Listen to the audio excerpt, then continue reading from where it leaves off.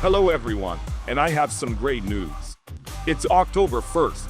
The NBA preseason kicks off tomorrow, and we are jumping right into the action. Well, in today's news, Horford's contract with GSW, along with Kuminga and Seth Curry, a taller Wembanyama, a disgruntled Giannis, the beloved Durant, and an injured LeBron. Al Horford signed a 2-year, $12 million deal with Golden State. Last season, at 39, Horford averaged 9 points and over 6 rebounds in 60 Celtics games. Next season will be his 19th in the league, and he is expected to be a key piece for the Warriors' new championship run. At least, that's what the team thinks. A couple more pieces. 32-year-old Gary Payton from GSW last season, and 27-year-old DeAnthony Melton, who was traded to Brooklyn to rehab an injury. Golden State also signs a 4-year deal with 2025's 56th pick, Will Richard, from national champion Florida, and with Seth Curry, who has struggled in Charlotte in recent years. I don't know if his brother got him a spot after signing Horford. Many mock the team as old. But Steph Curry's coach, Brandon Payne, says Steph is only improving with age, with his movements now the fastest of his career. It doesn't matter what his coach says or how much he praises him. The simple fact is, in the 80s and 90s, Curry would have been manhandled. Charles Barkley says today's game is too soft, and that guys like Curry wouldn't belong on the court back in his day. Write in the comments how many threes Steph would have hit while they were trying to catch him in the 80s. Victor Wembanyama is one player who definitely could have dominated at the end of the last century. The San Antonio center says he worked hard in the gym this summer, gaining about 4 or 5 kilograms. Sure, it's pure muscle, but for his height, that's not much. Guys like him skip one breakfast and lose a few kilos. Wemby also managed to grow over the summer. I don't know how he did it, but he's now 223 centimeters, maybe even more. That's a growth spurt of 2.5 to 3 centimeters. This season will be about 2.5 centimeters harder for all of the Spurs' opponents. But when will Fox return?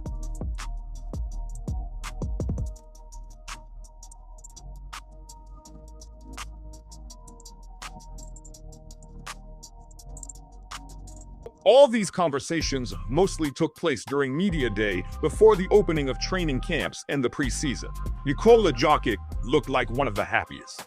He posed for photos, laughed, and had fun with his new teammate, Valanciunas. The Serb recently said he was upset by his friends leaving, but he seems used to the roster changes and has found someone new to hang with.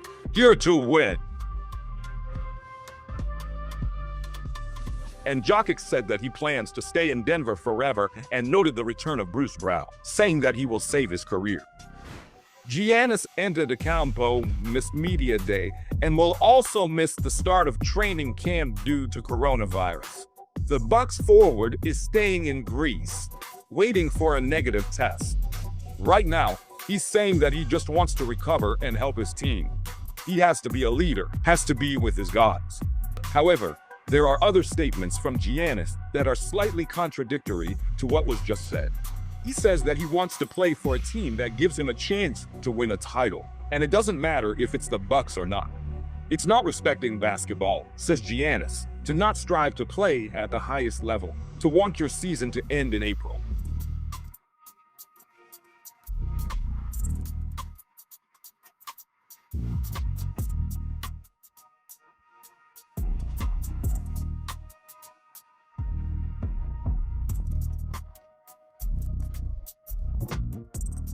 This summer, he talked a lot with Michael Jordan and says that Jordan helped him with shot selection, pull-ups, and shooting over defenders. And the best advice Jordan gave him turned out to be quite simple. Don't back down an opponent with your butt. Like most players in the league do it with your upper back. It will be interesting to see if Edwards can convert this advice into points. And now for news from Houston. Rockets head coach Ime Udoka has announced a lineup variation. You've got KD, Jabari Smith, Alperen Sengun, and Steven Adams at 2.11 meters, and Amen Thompson, just under 2 meters. It's one of history's biggest starting fives, as Houston's head coach said himself. But the real news here comes from Kevin Durant. He intends to extend his contract with Houston, saying that he doesn't know exactly when it will happen, but he is sure it will, and he really wants to stay with this team. On the other hand, where hasn't KD said that?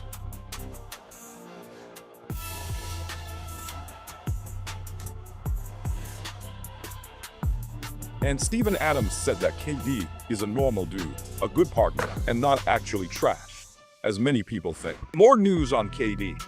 Ex-NBA player Quinn Cook says Kevin was 100% going to Dallas if Kyrie hadn't gotten injured. Durant and Irving are more than just former Brooklyn teammates. They're close friends. But Durant ended up in Houston, not Dallas, which surprised Quinn Cook. Now let's turn to Dallas, and specifically Kyrie Irving. He recently made a pessimistic comment, saying you'd have to be a madman to return to the court after a fourth knee surgery. He added that some things are more important than basketball, and it seems the 33-year-old is considering retirement. Actually, no. They spotted Kyrie at Mavs camp in Vancouver. He has already started training and even playing. He continues to recover from a torn ACL, so we are waiting for his return, but it seems it won't be soon. And while that return hasn't happened, D'Angelo Russell says he wants to establish himself in Dallas and become an important part of the Mavericks. Obviously, with Kyrie's absence, he will get available minutes, but he doesn't see it as just filling a hole. He wants to be a truly consistent starting player here, helping the team win.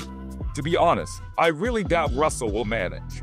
Perhaps Anthony Davis will help him, as he is ready for training camp after eye surgery. He himself reports that his vision is in good condition and his eye has recovered. But Anthony Davis will now wear protective goggles for the rest of his career. It's unusual to see him like this. We've talked about Kevin Durant's current team and his possible team. Now we need to talk about his previous team. The Suns plan to manage Mark Williams' load to avoid injuries. They know his injury history and are trying to change it. They have their own prep approach and say he's in good shape. But the team wants Mark to understand he'll be taken care of this season and beyond. On the topic of injuries and KD, Durant is most impressed with Tatum's recovery, followed by Tyrese Halliburton's. KD commented on both, but what's interesting is Halliburton saying this season he'll be a bridge between players and coaches. He says that when you can't play, you start to see things differently, and now he will observe the game more from a coach's perspective, helping to find solutions that will ultimately help the team win. He'll be in the locker room, essentially working as a coach in training. This will help the team for sure. But hopefully, he won't get so into it that he becomes the youngest coach in NBA history and ends his playing career. This is what we've all been waiting for. The WNBA Finals are finally here, and we already knew the Phoenix Mercury were in. Joining them are the Las Vegas Aces, after beating Indiana in an overtime Game 5. A'ja Wilson was the game's MVP, scoring 35 points. We watched this game just last night. And finally, how could we forget the beloved Lakers? We've already heard about Redick's contract, but Doncic's words about wanting to work with JJ for the rest of his career are something new and strange. Luka says that stability is important to him, some kind of reference to Dallas here, and he likes working with Redick, so yeah, why not spend the rest of his career productively? Just like LeBron played his career. No, LeBron isn't retiring. Neither Luka nor his second son Bryce will influence that decision. LeBron said, "Bryce has his own schedule, I have mine. I hope Bronny doesn't either," since James Sr. never mentioned him. Bryce James is playing for Arizona. If LeBron isn't waiting, he's retiring soon, right?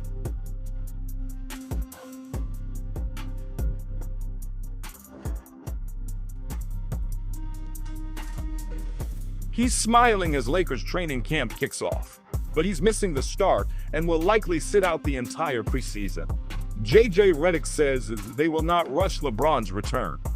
The reason is a minor nerve irritation in his gluteal muscle. Perhaps it's just a cover to give LeBron more rest before the season. Redick says LeBron's 100% ready for the season. LeBron himself is having a fun time, trying to remind the younger audience about himself. He visited the most popular streamer, Kai Cenat, gave him a watch worth 200 grand, and celebrated his million subscribers by shaving the streamer's head bald. Well, what else is a 40-year-old man to do? And that was the October 1st episode.